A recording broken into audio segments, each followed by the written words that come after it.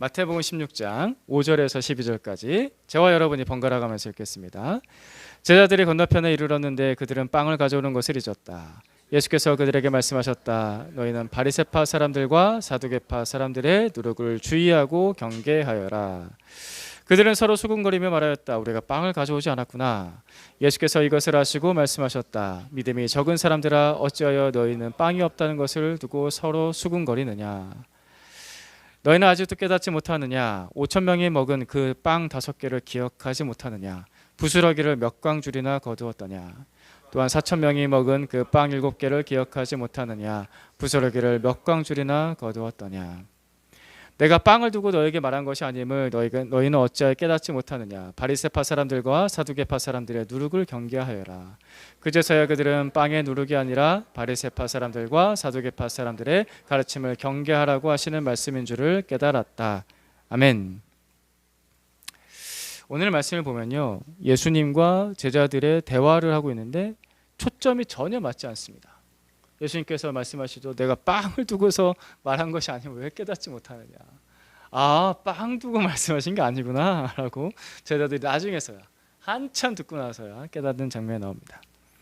제자들은 먹는 빵 이야기하고 있고 예수님은 세상의 잘못된 가르침을 이야기하고 있습니다.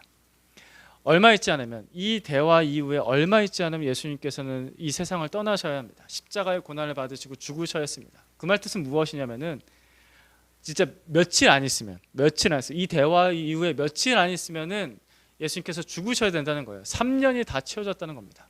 제자들과 예수님과 함께한 그 3년이 다 채워진 건데, 그럼에도 불구하고 제자들은 아직도 예수님께서 하신 말씀을 바로 깨닫지를 못하고 있는 거예요. 이 제자들의 모습은 왜 기록이 되었을까요? 우리의 모습이어서. 이게 기록된 이유는요, 우리를 도와주시려고 기록된 겁니다. 그리고 이게 현실이어서, 예수님의 제자로 따르는 사람들의 현실이어서 기록된 겁니다. 이것을 통해서 우리가 교훈을 받고 또 이해를 받고 우리가 어떻게 걸어가야 될지를 알 수 있기 때문에 이 말씀이 잘 기록된 겁니다. 3년을 양육받아도 이해하지 못하는 제자들, 왜 그랬을까요? 수년을 양육받아도 이해하지 못하는 우리는 도대체 왜 그럴까요?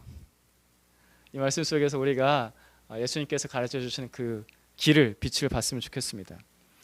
이 말씀에서 주로 나오는 이야기가 빵에 대한 이야기죠. 밥 먹는 이야기입니다. 밥 먹는 거 굉장히 중요합니다. 잘 챙겨 드십시오. 아침, 점심, 저녁 잘 챙겨 드십시오. 잘 챙겨 드시고 계신가요? 예. 아침, 점심, 저녁 잘 챙겨 드십시오. 밥 먹는 일 너무나 중요합니다. 그래서 우리가 일이 너무 바쁘더라도 밥 먹는 시간 챙깁니다. 그러면서 이렇게 말하죠. 다 먹고 살자고 하는 일인데 밥부터 먹읍시다. 이 얘기 사회에서 종종 하지 않습니까? 예. 아직 학생들은 그 얘기 안 할 수도 있는 것 같은데, 다 먹고 살자고 하는 짓인데 밥부터 먹읍시다 이렇게 챙깁니다. 조선시대 때는요, 노비를 고를 때 밥부터 먹여본다고 했습니다. 밥을 먹여보면은 이 사람이 일을 잘 하는 사람인지 못할 사람인지를 보이는 거죠. 밥 잘 먹는 종이 일도 잘하는 거거든요. 요즘에 주로 나오는 컨텐츠들 다 먹는 얘기들이 굉장히 많습니다. 그죠? 건강하게 어떻게 먹을 것인가, 얼마나 먹을 것인가, 적게 먹을 것인가, 뭘 먹을 것인가, 뭘 먹지 말 것인가, 그죠? 중요한 얘기이기 때문에 그렇습니다. 예수님 당시에 이스라엘 사람들은요, 대부분의 사람들, 소수 사람들 말고 대부분의 사람들, 많은 대중들은 가난했습니다.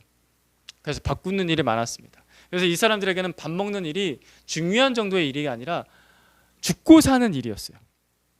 그래서 예수님께서 사셨던 그 복음서의 이야기들을 보게 되면요, 그때 보면은 아픈 사람들이 많았죠. 거지 이야기도 많아요. 왜 그럴까요? 가난해서 그래요. 잘 못 먹으니까 아파요. 그러니까 병이 나도 고치지 못해요. 그러다 보니까 장애도 생겨요. 죽고 사는 문제였습니다. 그리고 복음서를 잘 읽다 보면 예수님께서 중요한 기적들을 몇 가지를 보여주시는데, 그 중에 대표적인 기적 중에 하나가 뭐냐면은 굶주린 사람들을 먹여주시는 겁니다. 그 이야기가 2번 나오죠. 오늘 본문에서도 9절과 10절에 보시면은 5천 명 먹이셨던 이야기, 4천 명 먹이셨던 이야기가 나옵니다. 그렇죠? 예수님께서 이거 기억하지 못해? 라고 하시면서 대화를 이어가시죠. 그 중에서 4천 명 먹이실 때 이야기입니다. 마태복음 15장 32절 말씀 같이 읽어볼까요? 시작. 그때 예수께서 제자들을 가까이 불러놓고 말씀하셨다. 저 무리가 나와 함께 있은 지가 벌써 사흘이나 되었는데 먹을 것이 없으니 가엾다. 그들을 굶주린 채로 돌려보내고 싶지 않다. 가다가 길에서 쓰러질지도 모른다. 이게 예수님의 마음입니다. 예수님께서 이 사람들을 불쌍히 여기셨어요. 영혼만 불쌍히 여긴 게 아니에요. 영혼만 천국에 데려가면 되지라고 생각하신 게 전혀 아니신 거예요. 예수님은 그들의 굶주린 몸도 불쌍하게 여기셨습니다. 그래서 돌봐주셨죠. 다른 하나의 사건을 한 번 더 보겠습니다. 마가복음 5장에 나오는 12살 만에 죽은 아이의 이야기입니다. 41절, 42절, 43절 번갈아 가면서 읽겠습니다. 41절 먼저 읽어주죠. 시작. 그리고 아이의 손을 잡으시고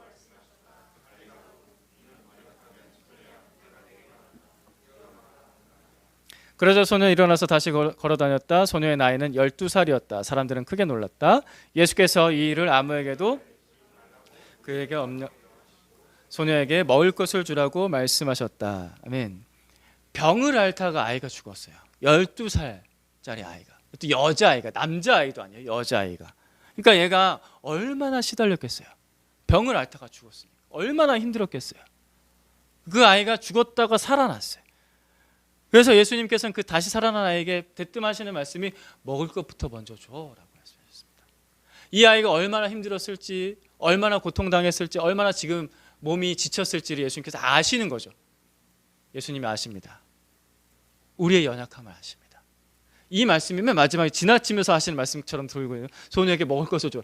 지나치면서 하셨는데 그래서 더 예수님께서 얼마나 세심하신가를 느낄 수 있죠.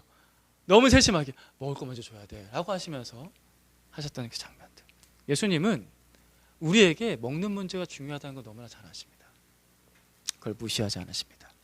그런데 그럼에도 불구하고 그리스도인으로서 살아가는 오늘날 우리들에게 혼란스러운 문제가 뭐냐면은 먹고 사는 일하고 믿고 사는 일이 어떤 관계에 있느냐라는 거예요. 이걸 잘 연결시키기가 힘들다는 거예요. 먹고 사는 일하고 믿고 사는 일이 좀 다른 일처럼 느껴져서 이거는 세속적인 거고 이건 거룩한 거잖아. 분리시켜야 되나? 라고 생각하기도 하고 아니야. 하지만 이게 연결이 돼야지 진짜 신앙인으로 살 텐데 라는 고민을 하잖아요.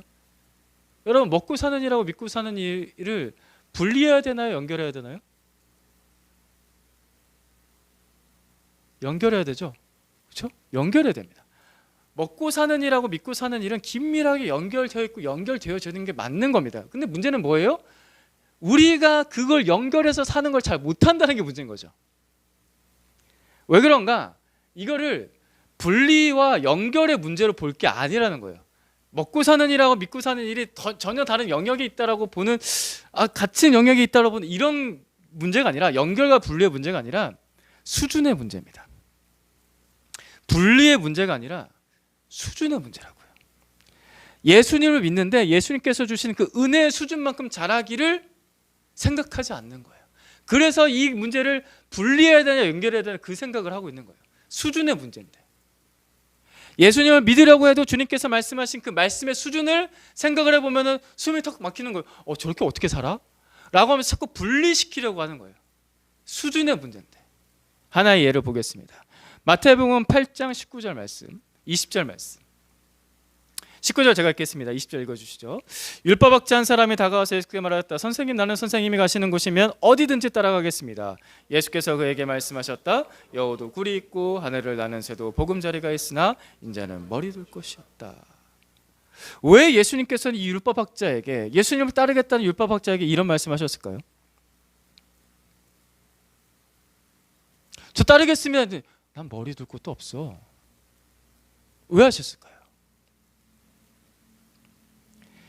유대교의 율법학자가 지금까지 누렸던 세상의 안정적인 삶과 예수님의 삶이 달랐기 때문입니다.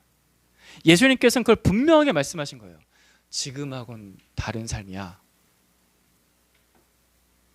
나 따르잖아? 지금하고는 다른 삶이야.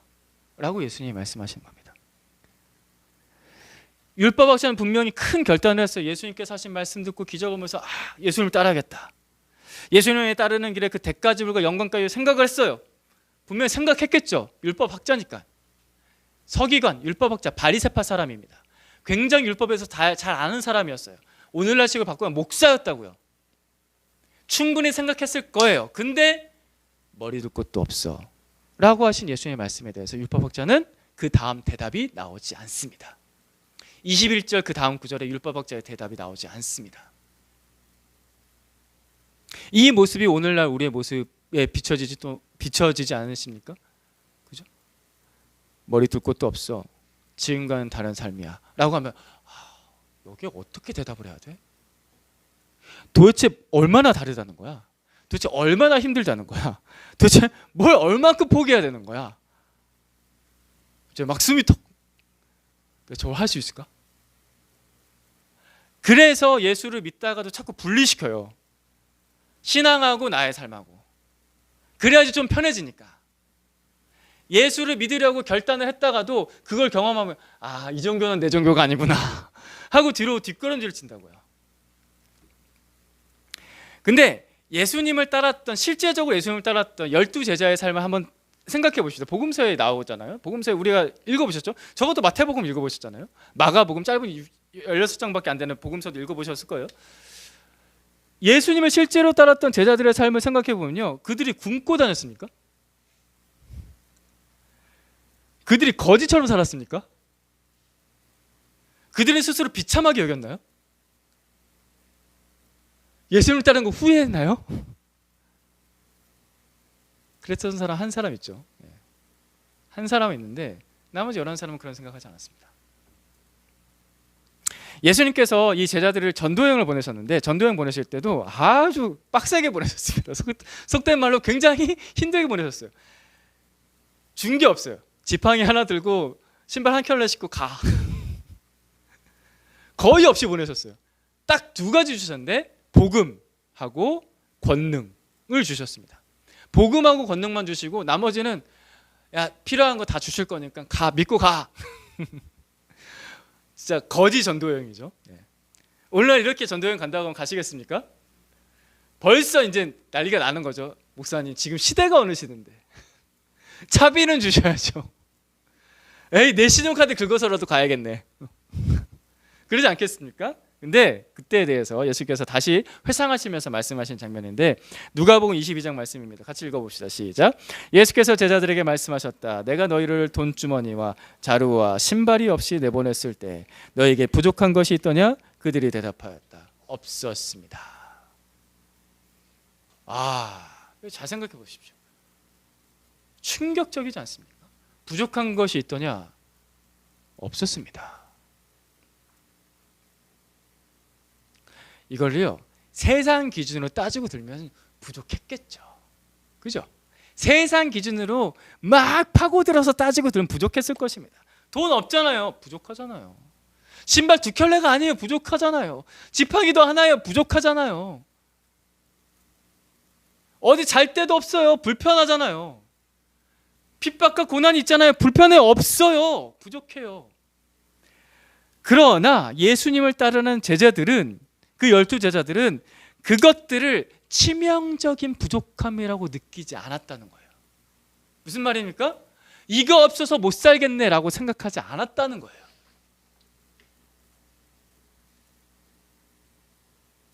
오히려 이전과는 다른 삶을 맛보면서 이 사람들이 이전과는 다른 삶을 맛보면서 너무나 영광스러웠습니다. 예수님 보십시오. 우리가 복음을 전할 때 그 사람들이 예수님 믿었어요. 하나님 나라를 경험했어요. 우리가 예수님의 이름으로 병자들을 고쳤어요. 귀신을 쫓아냈어요. 우와 우리가 이걸 했어요 하면서 굉장히 영광스러웠죠. 그리고 어려움도 생각보다 쉽게 넘어갑니다. 전도여행이 쉽냐고요. 해외 전도여행 쉽게 다녀오셨습니까? 갔다 오신 분들. 국내 전도여행 쉬우셨습니까? 이 시즌에 가잖아요. 이 뜨거운 여름에. 꼭 이 뜨거운 여름에 동남아로 가요. 캄보디아, 베트남, 중국. 이 뜨거운 여름에 저 인도. 뜨거운 여름에 저 남부지방 가가지고 전라도, 경상도 가가지고 전도여행 해보셨습니까? 쉬우셨습니까? 근데 우리의 기억은 어때요? 너무 은혜로웠어. 미친 거죠. 이걸 치명적인 부족함이라고 느끼지 않는다고요. 예수님을 따르는 제자들은. 왜요? 주님께서 약속하신 대로 필요한 것을 우리에게 주셨고 그것뿐만 아니라 주님께서 우리에게 생각하실 때 우리에게 정말 필요한 영생의 복을 주셨기 때문에 그걸 경험하니까 채워주시니까 부족한 것이 있더냐? 없었습니다 라고 대답할 수 있었던 겁니다. 우리가 필요하다는 것이 채워져야 행복할까? 아니면 예수님께서 나에게 필요한 것을 주실 때 행복할까? 잘 생각해 보십시오. 뇌성마비 장애를 가지고 있었던 송명희 시, 너무나 유명하죠. 그래서 우리는 이 시를 잘 알고 이 찬양도 너무나 자주 불렀던 찬양입니다. 나 가진 재물 없으나 나 가진 지식 없으나 나 남에게 있는 건강 있지 않으나 나 남이 갖고 있지 않은 것을 가졌으니. 파란 부분 한번 읽어주시겠습니까? 시작. 나 남이 보지 못한 것을 보았고 나 남이 듣지 못한 음성 들었으며.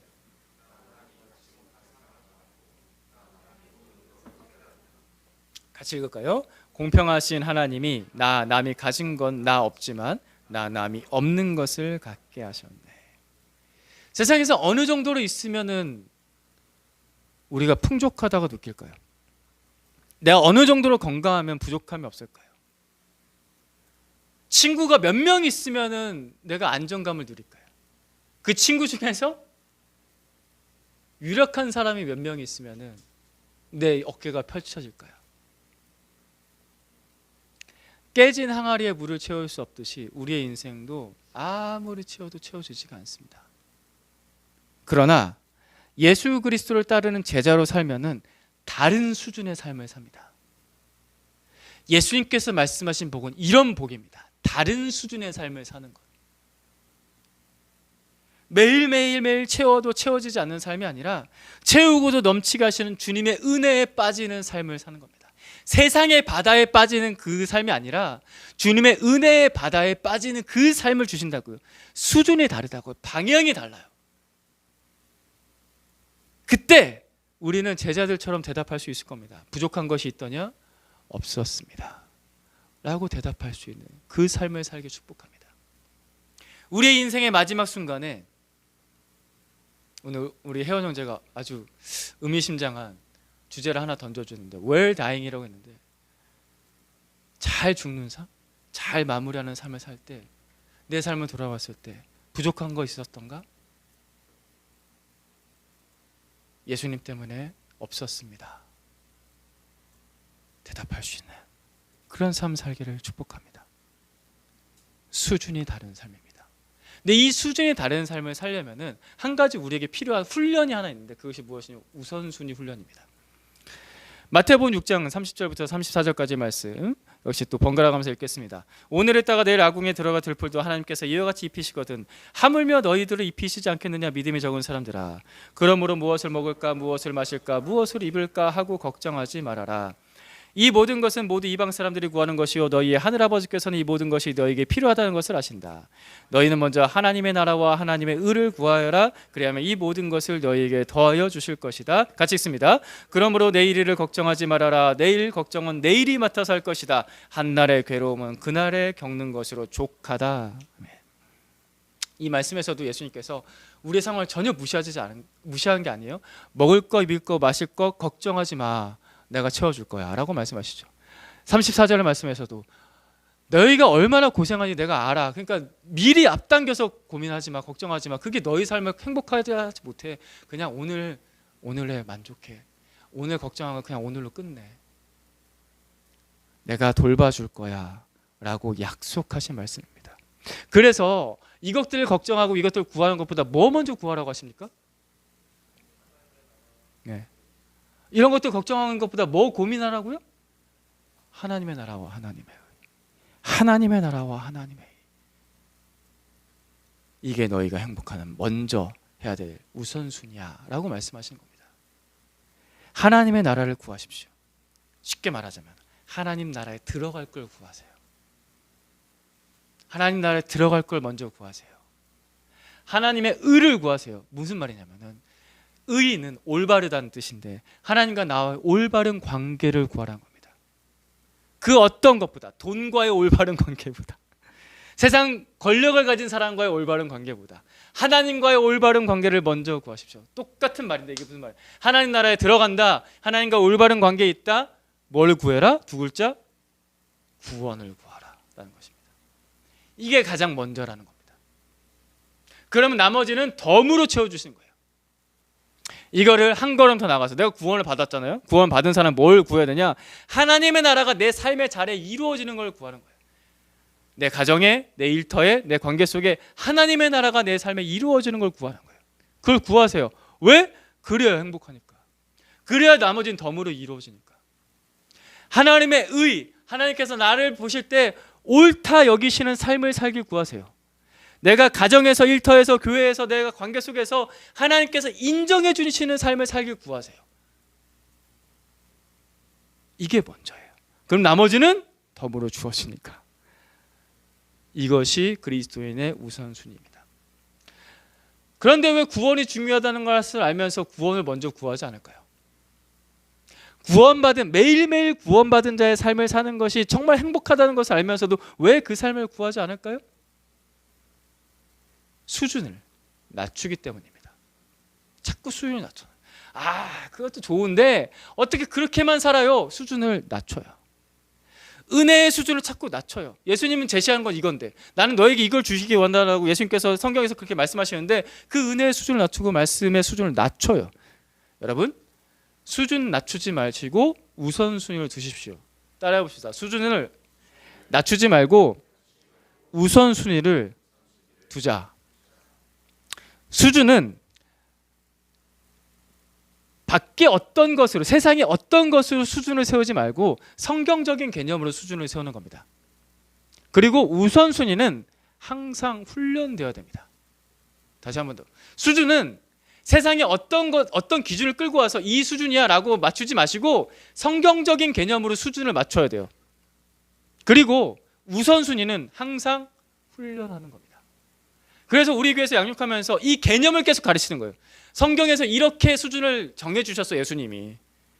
하나님의 나라와 하나님의 의를 먼저 구하는 거예요 라고 개념을 계속 가르쳐주죠. 똑같은 얘기 또 반복하고 똑같은 얘기 또 반복해서 개념을 계속 맞춥니다. 그리고 양육하면서 훈련하는 겁니다. 이게 먼저야 라고 우선순위를 계속 훈련하는 겁니다.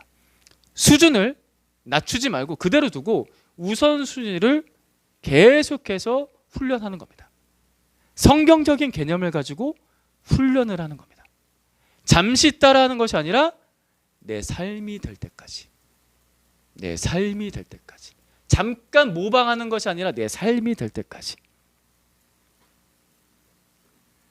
양육 마치고 나서, 지금 계속해서 양육 마치고 나서 얘기하고 있는데, 지금 양육 마치고 나서 지금 보강 주사를 계속 맞추고 있는 건데 겸손하라는 말씀과 더불어서, 그리고 자꾸 수준 낮추지 말라고. 지금 양육 때 끌어올린 수준이잖아요. 그죠? 이거 낮추면 안 돼요. 잠시 할 거 아닙니다. 우린 평생 할 거니까. 수준 낮추지 말고 우선순위 계속 두는 겁니다. 하나님의 나라가 내 삶에서 이루어지는 것을 맛볼 때까지. 주님은 약속하신 대로 우리에게 이루어 주십니다. 그러니까 포기하지 마세요. 6절과 7절 말씀, 오늘 본문 말씀 다시 같이 보겠습니다. 같이 읽읍시다. 시작. 예수께서 그들에게 말씀하셨다. 너희는 바리새파 사람들과 사두개파 사람들의 누룩을 주의하고 경계하여라. 그들은 서로 수군거리며 말하였다. 우리가 빵을 가져오지 않았구나. 3년 양육받았는데도 예수님께서 가르쳐주신 개념과 훈련이 제자들의 몸에는 배이지 않았습니다. 그래서 우리가 빵 가져오지 않아서 그렇구나. 누룩 얘기하니까 빵? 이 생각은 빵? 다시 옛날로 돌아왔어. 빵 얘기하나 봐.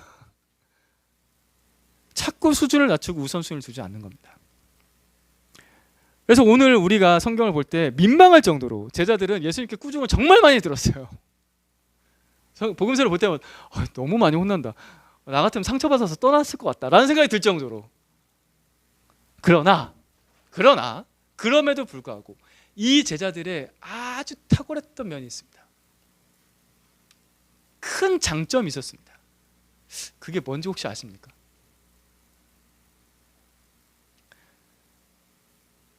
제가 오늘 하는 얘기도 사실 새로운 거 없죠. 똑같이 반복됩니다. 뭐냐면 똑같이 따라가는 겁니다. 꾸중을 들어도 따라가요. 마음 상해도 따라가요. 좀 기분 나빠도 따라가요. 예수님께서 가르치신 대로, 훈계하신 대로, 책망하신 대로 그대로 따라가요. 다시 따라가요. 사랑하는 형제자매 여러분, 쉽게 포기하지 마십시오.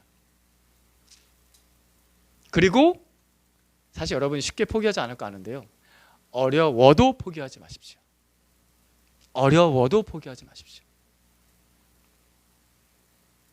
여러분 대학 들어가도 영광이 있고 취업해도 영광이 있어서 포기하지 않고 노력했잖아요. 예수님을 따르는 삶은 영원한 영광이 있습니다. 예수님의 제자들은 계속해서 쫓아갔어요. 책망받아도 잘못해도 계속 따라갔습니다. 그들의 삶이 될 때까지. 그래서 그들은 하나님의 영광을 받죠. 하나님의 나라가 이 땅 가운데 이루어진 것을 그들은 봤습니다.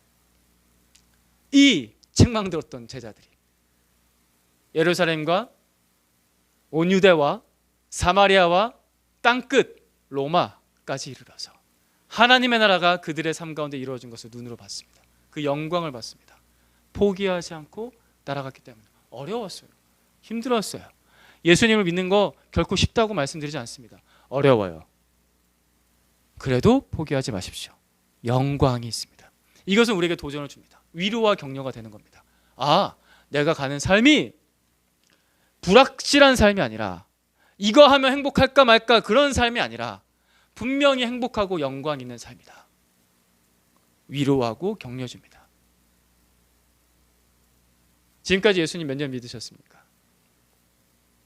횟수에 상관없이 포기하지 말고 어려워도 포기하지 말고 계속 따라갑시다. 예수님의 가르침이 나의 삶이 될 때까지. 빵 생각하던 내 고민이 하나님의 말씀을 생각하는 고민으로 바뀔 때까지 따라갑시다. 세상 조건을 채워야 된다는 나의 욕망이 하나님의 나라와 의를 구하는 소망으로 바뀔 때까지 따라갑시다. 하나님의 나라가 내 삶 가운데 잘 보이지 않아서 답답한 나의 삶이 하나님의 나라가 싹을 틔우고 꽃을 피우는 걸 볼 때까지 따라갑시다. 영광이 있습니다. 예수님을 따라갑시다. 주님의 말씀이 나의 삶이 될 때까지 수준을 그대로 두고 우선순위를 훈련하면 됩니다. 영광이 있을 겁니다. 그 영광 우리가 같이 보기 원합니다. 기도하겠습니다. 하나님 아버지, 주께서 사랑하시는 주의 자녀들이 이 자리에 모여서 다시 또 복음을 듣습니다. 제자의 삶을 듣습니다.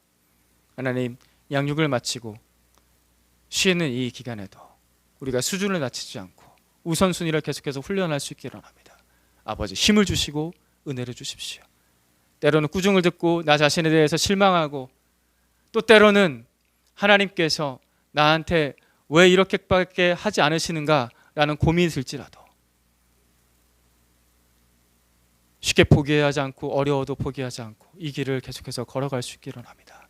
주여, 우리를 붙잡아 주시옵소서. 그리고 주님께서 약속하신 대로 우리에게 이루어 주시옵소서. 너희는 먼저 그의 나라와 그의 의를 구하여라. 그리하면 이 모든 것을 더해 주시겠다 하신 그 약속을 우리가 받게 하여 주시고 경험하게 하여 주시옵소서. 우리 주 예수 그리스도의 이름으로 기도드립니다. 아멘.